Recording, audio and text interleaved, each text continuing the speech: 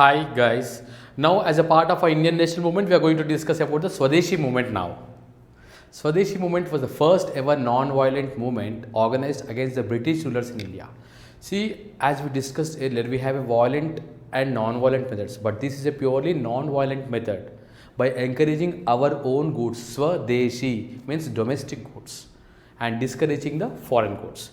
It was held between 1905 to 1908 as a protest against Lord Curzon's decision to partition the Bengal state into two provinces as East Bengal and West Bengal.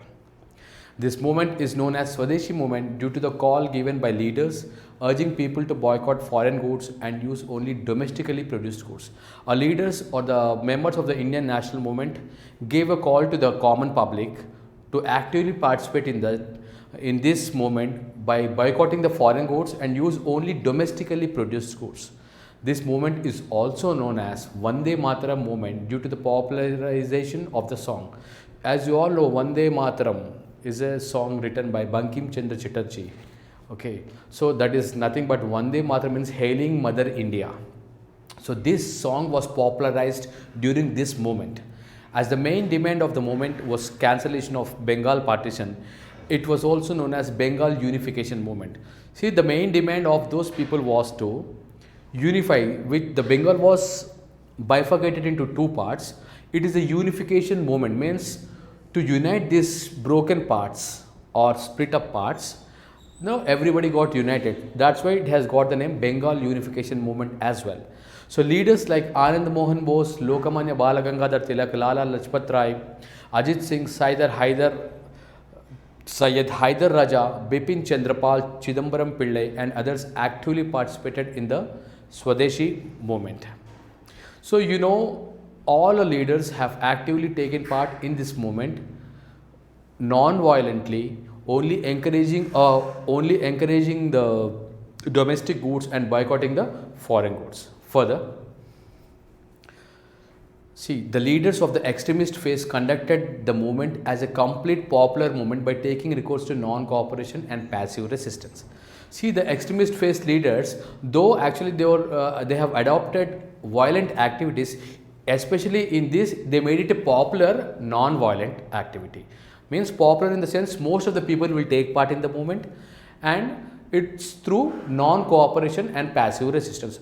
Non-cooperation and passive resistance means just not obliging or showing your obedience to the government rules and government methods. Suppose if, as I mentioned earlier as well, if there is some rule to be followed strictly by the citizens, they will refuse to follow them. If you say the time is 9 o'clock to the school, further you will say I will come at 10 o'clock or I will not come at all. In this way, at every step people resisted their methods. And the methods used in the movement includes boycott of foreign goods. See, foreign goods in the sense textiles, machineries, everything, all sorts of kind of goods used to import from foreign, that is European especially, but we people never accepted them as a part of this movement.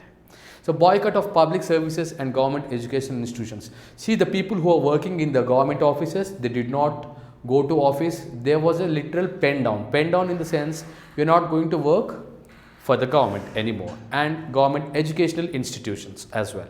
As a teachers, as students, nobody participated or taken part in the activities. And organizing strikes, bunds and hartals. You know, strikes, hartals, bunds, to protest something, we go for that. So they organized all these strikes, bunds and hartals to show our non-conformance to their rules. That is a non-cooperation, absolute non-cooperation. So picketing in front of shops selling foreign goods and public burning of foreign goods.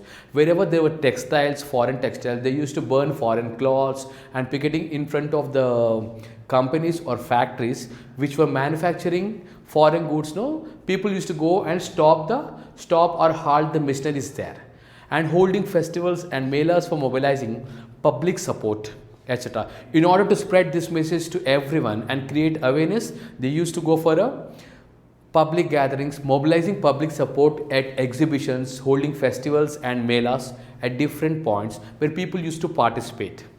On the whole, this movement has left an indelible impression in spreading nationalist feelings among the Indians.